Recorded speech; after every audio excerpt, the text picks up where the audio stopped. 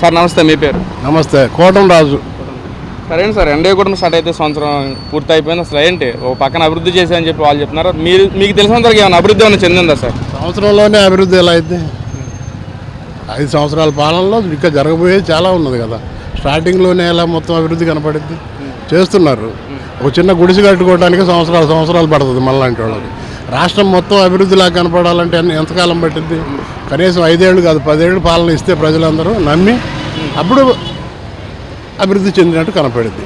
ఒక చెప్పా కదా, చిన్న గుడిసె కట్టుకోవడానికి సంవత్సరం పట్టింది మనకి. రాష్ట్రం మొత్తం పోలవరం ఏంటిది, రాజధాని ఏంటిది, ఇవన్నీ కూడా బాగుపడాలంటే సంవత్సరాలు పట్టింది. ప్రభుత్వం చంద్రబాబు నాయుడు, ఈ ప్రభుత్వం ఉండే మంత్రులు వీళ్ళంతా ఏం చెబుతున్నారంటే ఖచ్చితంగా మేము ఈ 5 సంవత్సరాల పాలనలో రాజధాని కట్టి నిరూపిస్తామంటున్నారు. పోలవరం కూడా పూర్తి చేయగలుగుతామని చెబుతున్నారు. ఆల్రెడీ పనులు నడుస్తాయి. వరదలు వస్తున్నా కూడా పనులు ఆకుండా చేస్తూనే ఉన్నారు పోలవరం.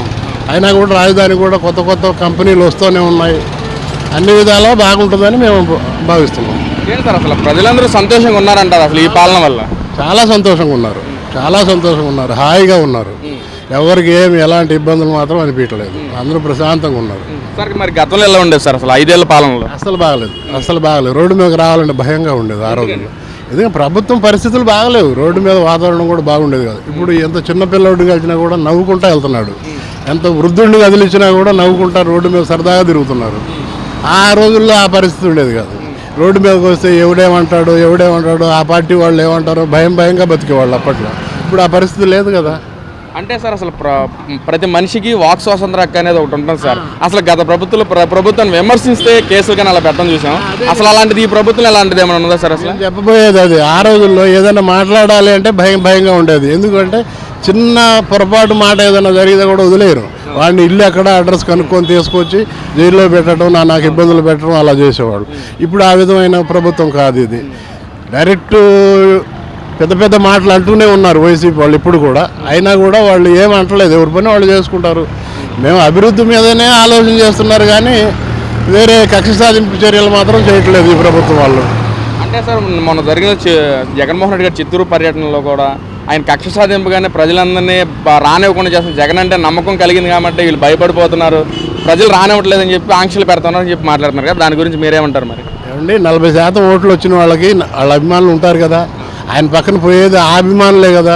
వేరే వాళ్ళు అయితే ప్రజలు మాత్రం పోరు. ఆ అభిమానులు ప్రత్యేకించి ఒక టీంని ఏర్పాటు చేసుకుంటాడు. మొన్న సత్తెనపల్లి పోయాడు, సింగయ్య అని ఆయన చనిపోయాడు. అది చనిపోలేదు, నా కాన్వాయ్ కింద పడలేదు అని చెప్పి చెప్పడానికి రకరకాల కుయుక్తులు పన్ని వారి భార్యను తీసుకొచ్చి 10 లక్షలు ఇచ్చి రకరకాల ప్రయత్నాలు చేసి మా తప్పు లేదు అని చెప్పుకోవడానికి వాళ్ళు ప్రయత్నం చేశారు. అంటే సార్ మరి గత ప్రభుత్వం 5 ఏళ్ల పాలనలో కూడా జగన్మోహన్ రెడ్డి బయటకు రాని పరిస్థితి. ఒకవేళ వచ్చినా సరే పరదాల దాటిని కానీ పోలీస్ ప్రొడక్షన్స్తో కానీ బయటకు వచ్చారు కదా. అసలు ఇప్పుడు అధికారం కోల్పోయాక బయటకు రావడానికి కారణం ఏమంటారు అసలు? ఏదంటే మళ్ళీ ఏదో భవిష్యత్తులో వచ్చి ముఖ్యమంత్రి అవ్వాలని కోరిక, కానీ అది జరిగేది మాత్రం కాదు. నువ్వు వేయలేవు, నేను ఏ ఛానల్ వాళ్ళు కూడా వేయలేరు. ఛానల్ అంటే ప్రజలు మీకు తెలుస్తుంది.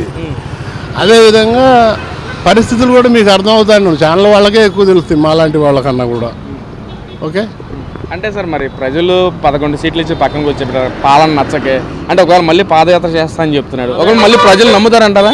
పాదయాత్ర చేయండి, మోకాళ్ళ మీద నడవనండి, అరికాళ్ళ మీద నడవనండి, మోకాళ్ళ మీద నడవనండి. ఇంకా నమ్మే ప్రసక్తి లేదు. ఆయన చరిత్రలో ఒకసారి మంచిగా వెళ్తాడు వయసు కుర్రోడు అని చెప్పి ఇచ్చారు పాలన.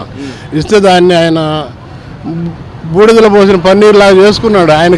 ఆయన తప్పు ఏంటంటే అదే. ఆయన చక్కగా నేను పాలిద్దామనే ఉద్దేశం ఆయనకు లేదు మనస్ఫూర్తిగా. కాబట్టి ప్రజలు తగిన తీర్పు ఇచ్చారు, బుద్ధి చెప్పారు. అది అన్నాను నేను. తగిన తీర్పు ఇచ్చారు. మనకి ఏ ముఖ్యమంత్రి అయినా ఎవరైనా ఒకటే, మనం సామాన్యులం. ఇప్పుడు ఆయన మన కక్ష కాదు, ఈయన కక్ష కాదు. ఎవరైనా సామాన్య ప్రజలు ప్రశాంతంగా జీవనం గడుపుతున్నారంటే అది గొప్ప విషయం. ఆ విధమైన జీవనం ప్రజలు గడుపుతున్నారని నేను ఇప్పుడు భావిస్తున్నాను. అంటే సార్ పర్యటనలో కూడా ఆయన వస్తూ ఉంటే కాన్వాయ్కి ముందు కూడా ఒక రైతులు ట్రాక్టర్ మీద తీసుకొచ్చి మామిడికాయలు రోడ్డు మీద పోస్తారు. అసలు నిజంగా వాళ్ళు రైతులు అంటారు? అసలు నిజంగా రైతులు అయితే అలా పోస్తారంటారు? రైతులే, కానీ వాళ్ళ అభిమానులు వాళ్ళకి డబ్బులు ఇచ్చారు. ఒరే బాబు, నీకు ఎంత సరుకు అయితే రోడ్డు మీద పోస్తావో ఆ సరుకు నేను ముందే డబ్బులు ఇచ్చా. ఇంకా వాడు బారపోయికి ఏం చేస్తాడు? డబ్బులు ఇచ్చిన తర్వాత రైతు ఏమనుకుంటాడు? నా సొమ్ముకు నాకు డబ్బులు వస్తే చాలనుకుంటాడు. కానీ అవి మురగబెట్టారా, రోడ్డు మీద తొక్కిచ్చారా, ఇవే ఆలోచించారు. ముందు డబ్బులు ఇచ్చి నీ 2 ట్రాక్టర్లు సరుకు ఇరా బాబు, అవి రోడ్డు మీద పడేసి తొక్కించుకోండి అన్నాడు. మీకు డబ్బులు ఇచ్చి నాకు ఈయన అయింది, నేనైతే కూరగాయల సంచులు ఉన్నాయి 50 రూపాయలు, అవి నాకు 100 రూపాయలు ఇస్తానంటే ఈయన అయింది, ఇప్పుడు ఇస్తాను. అట్లాంటి పరిస్థితుల్లో ఉన్నారు. సార్ మరేంటి సార్ ఈ రోజున విద్యాశాఖ మంత్రి లోకేష్ గారు తీసుకున్న నిర్ణయం అంటే గతంలో చూసుకుంటే రాజకీయ నాయకుల ఫోటోలు చదువుకునే పుస్తకాల మీద ఉండేవి, ఇప్పుడు ఆయన రాగానే సర్వేపల్లి రాధాకృష్ణ గారి ఫోటోలు వేయటం అసలు ఎలా చూడొచ్చు అంటారు? అసలు పెట్టవలసినవే దేశ నాయకులు, స్వతంత్రం తెచ్చిన వాళ్ళు, దేశ నాయకులు, పెద్ద పెద్ద గొప్ప వాళ్ళ ఫోటోలు పెట్టడం అది ధర్మం. ఇప్పుడైనా లోకేష్ కొంతకాలం ఉండొచ్చు, చంద్రబాబు కొంతకాలం ఉండొచ్చు, ఇంకోడైనా కొంతకాలం ఉండొచ్చు. ఎప్పటికి కూడా మనకు స్వతంత్రం తెచ్చిన వాళ్ళు, దేశాన్ని రక్షించిన వాళ్ళు, దేశానికి మేలు చేసిన వాళ్ళు, వాళ్ళ ఫోటోలు వేసుకుంటే పిల్లలకి ఓహో వాళ్ళు గొప్ప వాళ్ళని తెలిసింది. రేపు చంద్రబాబుతో, లోకేష్తో, జగన్తో పేరు పెట్టుకోవాలంటే ఇప్పుడు విగ్రహాలు పెడుతున్నారు పెద్ద పెద్ద వాళ్ళే, అల్లూరి సీతారామరాజు లాంటి వాళ్ళే. అదేవిధంగా వీళ్ళకి కూడా వీళ్ళ ఫోటోలు రావాలంటే వీళ్ళు పాలన చేసి చూపిస్తే వాళ్ళ ఫోటోలు భవిష్యత్తులో వస్తాయి. అయితే నమ్మకమా కాదా అనే ఉద్దేశం పక్కన పెడితే ఇవాళ వాళ్ళ పేర్లు వేసుకోకుండా, వాళ్ళ ఫోటోలు పెట్టుకోకుండా పెద్ద పెద్ద వాళ్ళ ఫోటోలు, భవిష్యత్తులో గొప్ప వాళ్ళ ఫోటోలు వేస్తున్నారంటే వాళ్ళ అభిమానం కాదు, అలా పెట్టాలా, వీళ్ళ పెట్టకూడదు. ఇప్పుడు చంద్రబాబుది కానీ లోకేష్ది కానీ ఏ మంత్రిది కూడా పెట్టకూడదు. పెట్టకుండా ఉంటున్నారంటే వాళ్ళు అర్థం చేసుకున్నారని నేను భావిస్తున్నాను. సార్ మరి పక్కన ఆయన విద్యాశాఖ మంత్రి ప్లస్ ఐటీ శాఖ మంత్రి కూడా ఆయన, అసలు కంపెనీల విషయంలో ఏం చెప్తారు సార్? అసలు కంపెనీలు చాలా వచ్చినాయి కదా, ఆల్రెడీ వచ్చినాయి. వాళ్ళు పాలన నా రాష్ట్రం బాగుండాలి, నా రాష్ట్రం గొప్పగా ఉండాలని తాపత్రయపడుతున్నారు వాళ్ళు. కక్ష సాధింపు అనేది అసలు నా ఉద్దేశంలో లేదు. మరి గత ఐటీ మినిస్టర్ పనితీరు ఎలా ఉంది సార్? ఆయనకి తెలియదుగా, ఆ కోడిగుడ్ల మీద ఏకలు బీకిన ఆయన ఐటీ మినిస్టర్ అంటే ఆయనకి తెలియదు. మరి ఏం చెప్తారు సార్? ప్రజలందరూ సంతోషంగా ఉన్నారంటే ఈ పాలన వల్ల? మరీ చెబుతున్నా, చాలా హాయిగా ఉన్నారు, చాలా సంతోషంగా ఉన్నారు.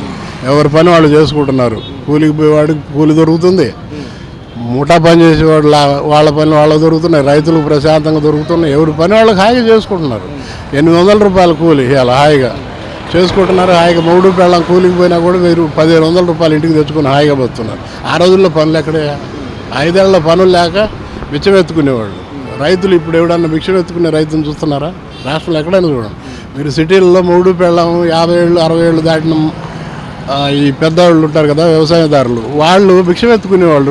ఇక్కడ సిటీలు, నేను విజయవాడలో ఉంటాను, ఎక్కడ చూసిన వాళ్ళని చూసి బాధ అనిపించింది. ఇప్పుడు ఎవరు కనపట్ల, వాళ్ళు ఆ భిక్ష ఎత్తుకునే పని లేకుండా నీలాంటి వాళ్ళు ఒక 5 రూపాయలు అడుక్కుంటే అన్న గంటలో భోజనం జరుగుతుంది, టిఫిన్ జరుగుతుంది 3 పూట్ల. అది మేలే కదా.